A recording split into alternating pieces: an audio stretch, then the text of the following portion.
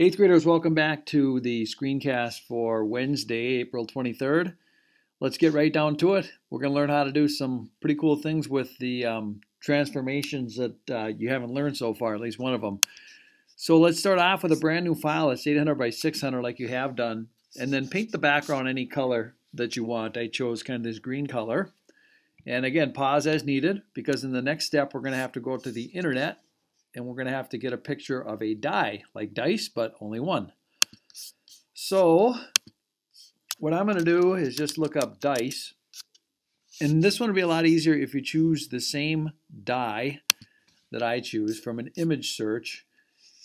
If we go with this one right here, this single, actually maybe this one over here. This might be okay too. This one with the 564. Yeah, that one might be better. Yeah. So what you want to do is click on it once to isolate it.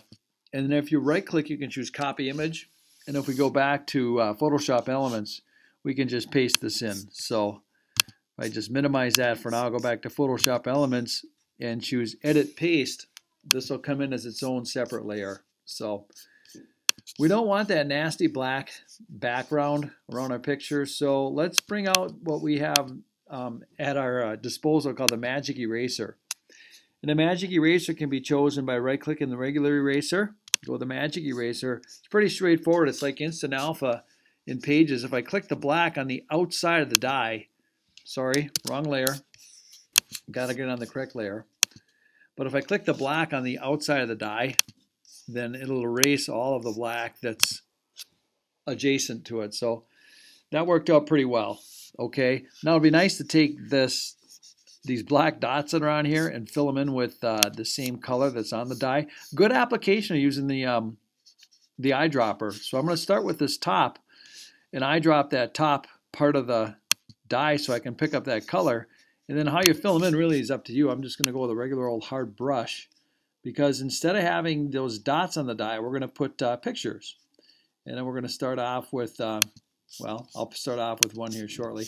By the way, when you do each side of the die, you're going to want to eyedrop to make sure that you pick up the correct color, because you can see the sides of the die have a lot different shades of white. So the side that I'm on right now looks more gray than white to me. So anyhow, I'm going to eyedrop this side, this left face, and pick that color up, and then just all I'm doing is using a hard edge brush.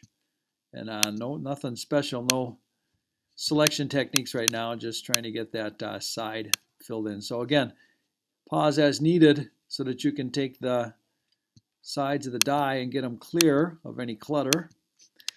And then what I'm going to do is have you go out to the internet. If you start with the same first picture that I do, then you can kind of go with that and then adjust on the next ones. But the object of the game is to get a picture of somebody we know and put it on the side of the die and then make it look like it actually belongs there by using a distortion type of transformation. So if I go back to Chrome, you'll see that I went to the Kingsford Middle School lesson plan page and I chose Mr. Kleiman. So he's going to be the person that I'm going to put on the side of the die. And it's really the same technique. If you right-click Mr. Kleiman and go to copy image, this is straight from his lesson plan page. That's where the picture's from. Then you go back to Photoshop Elements and paste it. And I've not done a good job of naming my layers. I should have named this layer Die. And then I'll put this layer and call it K for Mr. Kleiman. And then I'm going to want to take and just move him out of here and make him a little bit smaller, resize him to fit, at least so he looks about the same size as that face of the die. And remember, here's the object of the game. Okay, I want to make it look like Mr. Kleiman appears on this rightmost face of the die. And really, it's not that difficult. If you look at Mr. Kleiman's picture, the outside of it, it's kind of rectangular, okay? Whereas you look at this side, this face of the die, it's more of a, what is that, a rhombus or a parallelogram? So if I can make the lines that go around Mr. Kleiman's picture mimic these four lines that make up the face of this die, then I can make him look like he's on that side. Okay, so here's how we do it. What we're going to want to do is make sure Mr. Kleiman's the active layer, and then we're going to go to Image and choose Transform. Okay, now there are transformations that we've done yesterday that you can also do by using menus and, the rotate and such. We kind of did that with the mouse instead. But for us, let's choose the Distort Transformation, because what it lets you do is grab these corners and do exactly what we thought. So I'm going to start with this upper left-hand corner and drag it down. And you see what I'm trying to do? I'm trying to make the corner, the line that makes up Mr. Kleiman's picture kind of mimic the top line of that die. Okay.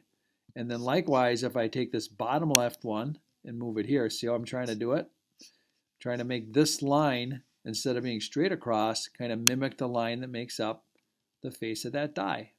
So if I just take this apart for a second, if I go back out here and show you what it looks like, that now looks more like that. And that's what I was trying to get, maybe a little bit wide on top, but anyhow, if I get it in there like so, and you can fine tune it with your arrow keys in your keyboard to get it just in the right spot. Again, you're going to want to, I might just tweak that over a little bit. When you're finished with your transformation, you got to hit the check mark, or you can press the return key to get it to accept your transformation. So that's looking pretty good right now. And now if I hit return to accept the transformation and just click someplace else, then you can see, oh, I got to fine tune a little bit. Might have to do a little bit more. Image, transform. Let's do a distort again and bring this back a hair. So again, you can fine tune yours as you see fit. And if you click somewhere else, it gets a little easier to see what you're doing. So I should fine tune that a little bit more. But to finish the activity, what I'd like you to do is to find 2 other pictures. That can be any pictures you want. It could be staff member, it could be something you do of yourself in photo booth. But practice that copy-paste technique, and then try to make the face of the die, the other 2 faces, contain the pictures of your choice.